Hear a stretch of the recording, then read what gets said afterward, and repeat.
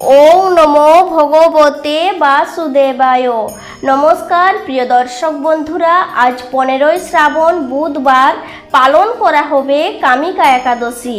বন্ধুরা, এই একাদশী পালনে ভুলেও খাবেন না এই কয়েকটি খাবার, এবং কোন খাবারগুলো খাবেন আজকের দিনে, তাহলে বন্ধুরা অবশ্যই পুরো ভিডিওটি দেখুন। যে সকল কৃষ্ণ ভক্তরা এই কামিকা একাদশীটি পালন করবেন এবং যারা সব একাদশী পালন করেন, অবশ্যই শ্রবণ করুন এই আজকের দিনে কোন খাবারটি খাওয়া উচিত নয়। অনেকেই কৃষ্ণ ভক্তরা ব্রত চলাকালীন এই খাবারগুলো খেয়ে থাকেন। এই খাবারগুলি খেলে ব্রত নষ্ট হয়ে যাবে। আর যে সকল কৃষ্ণ ভক্তরা এই কামিকা একাদশীটি পালন করবেন না, তারা অবশ্যই শ্রবণ করবেন যে এই একাদশী পালনে উপকারিতা কি রয়েছে। অবশ্যই ভিডিওটি ভক্তি সহকারে পুরোটা শ্রবণ করবেন। বন্ধুরা, ভিডিওটি অনেক গুরুত্বপূর্ণ হতে চলেছে। বন্ধুরা, আজ পালন করা হবে কামিকা একাদশী। সব একাদশীকেই আমরা অনেক গুরুত্বপূর্ণ বলে মনে করি। আজ এই কামিকা একাদশীর দিনটি ভগবান বিষ্ণুর উদ্দেশ্যে নিবেদিত। প্রতি মাসের মতো শ্রাবণ মাসেও পালন করা হবে দুটি একাদশী তিথি, যার মধ্যে একটি রয়েছে কৃষ্ণপক্ষে ও অন্যটি রয়েছে শুক্লপক্ষে।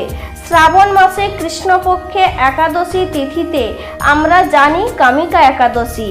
কামিকা একাদশীর গুরুত্ব অনেক বেশি। বিশ্বাস করা হয় এই ব্রত পালনের মাধ্যমে ব্যক্তির ইচ্ছা পূরণ হয় এবং জ্ঞান ও জ্ঞানে করা পাপ থেকে মুক্ত মেলে। কামিকা একাদশীর মতো পাপনাশক একাদশী জগতে শ্রেষ্ঠ আর নেই। আজকে যে সকল কৃষ্ণ ভক্তরা এই কামিকা একাদশী পালন করছেন, তারা কি উপকার পেতে পারেন। কামিকা একাদশী পাপনাশক ও মহাপুণ্য ফলদায়ী। আর যে সকল ভক্তরা মনে করেন যে কামিকা একাদশী ব্রত পালন করে কোনো ফল লাভ নেই, তারা অবশ্যই শ্রবণ করবেন। বলা হয়ে থাকে যে কামিকা একাদশী ব্রত সকল পাপনাশক মহাপুণ্য ফলদায়ী। এই কামিকা একাদশী ব্রত পালনের ফলে আপনি সমস্ত তীর্থ দর্শনের কোটি গুণ ফল লাভ করতে পারবেন। এই কামিকা একাদশীতে সাগর, অরণ্য ও সমগ্র পৃথিবী দ্বারের ফল লাভ করা যাবে। এই কামিকা একাদশী ব্রত পালনে দুগ্ধবতী গাভী দানের ফলের লাভ পাবেন। যে সকল ব্যক্তিরা ব্রহ্মহত্যা, ভ্রূণ হত্যা, তার থেকেও বেশি পাপ পুণ্য সাগরে নিমজ্জিত রয়েছিলেন, তারা যদি কামিকা একাদশী পালন করেন, তারা সমস্ত পাপ থেকে বশীভূত হয়ে যাবেন। আর অবশ্যই আজ কামিকা একাদশীর দিন দিনের বেলায় কখনো ঘুমোবেন না। সর্বদাই হরিনাম জপ করবেন, শ্রীকৃষ্ণের চিন্তায় মগ্ন থাকবেন এবং যে কোনো কাজ করবেন যাতে শ্রীকৃষ্ণের কৃপাতে বর্ষিত হয়। অবশ্যই অন্য কোনো কাজ করা যাবে না আজকের দিনে। পারলে বন্ধুরা অবশ্যই রাত্রি জাগরণ করে ব্রত পালন করবেন এবং রাত্রি জাগরণ করতে করতে কামিকা একাদশীর ব্রত কথা শ্রবণ করবেন, বিষ্ণুর নাম জপ করবেন।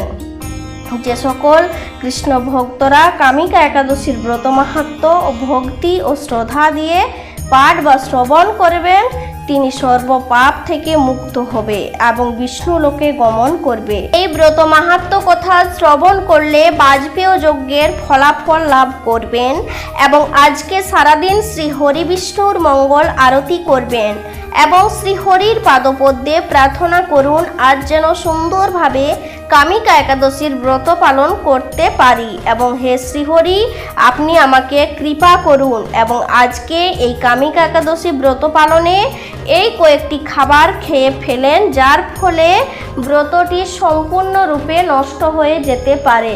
তাই বন্ধুরা, আজকের এই কামিকা একাদশীর দিন সতর্ক থাকুন কোন কোন খাবারগুলো একদম খাওয়া যাবে না। এই একাদশী ব্রতের পর যে ফল পাওয়া যায় তা অশ্বমেধ যজ্ঞের সম্প্রদানের সমান, যা চূড়ান্ত ও নিরঙ্কুশ যজ্ঞ, যা সম্পন্ন করতে প্রচুর পরিশ্রম ও ত্যাগ স্বীকার করতে হবে। এই একাদশী উপবাসের ফলে কাশীর গঙ্গায় ডুব দেওয়া, পুষ্করের বনে তপস্যা করার চেয়েও বেশি মানব কল্যাণ ও মুক্তির জন্য এই একাদশীর কথা বিভিন্ন শাস্ত্রে বর্ণিত রয়েছে। কৃষ্ণের ভাষায় যে সূর্যগ্রহণের দিনে কুরুক্ষেত্রে স্নানের চেয়েও এই একাদশী উপবাস বেশি ফলদায়ক।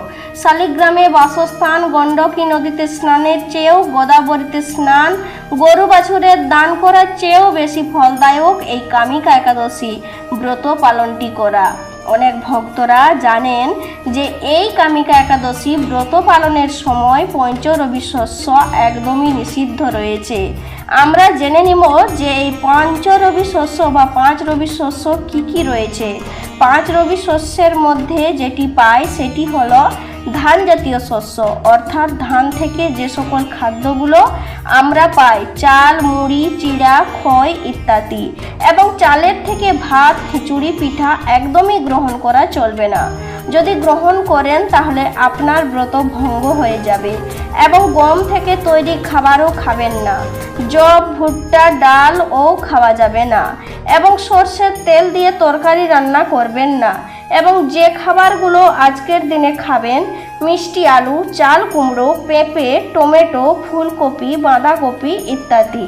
অবশ্যই মনে রাখবেন তরকারি রান্নার সময় সূর্যমুখী তেল দিয়ে রান্না করতে হবে। এবং প্রথমে ভগবানকে উৎসর্গ করে তারপর আহার গ্রহণ করবেন। অবশ্যই মনে রাখবেন যে পঞ্চরবি শস্য যেন কোনো কিছুতেই ব্যবহার যেন না করা হয়। এবং একাদশীতে কোনো রকম নেশাজাতীয় দ্রব্য গ্রহণ করা যাবে না। এবং আজকের দিনে দুধ গ্রহণ করতে পারেন, কিন্তু অবশ্যই মনে রাখবেন সোমবারে দুধ গ্রহণ করবেন না। সোমবার দিন শিবব্রত পালন করা হয়, তাই অবশ্যই সতর্ক থাকবেন। আশা করি দর্শক বন্ধুরা ভিডিওটি আপনাদের ভালো লেগেছে। ভিডিওটি এখানেই শেষ করছি। নমস্কার, ধন্যবাদ। ঈশ্বর আপনার মঙ্গল করুক।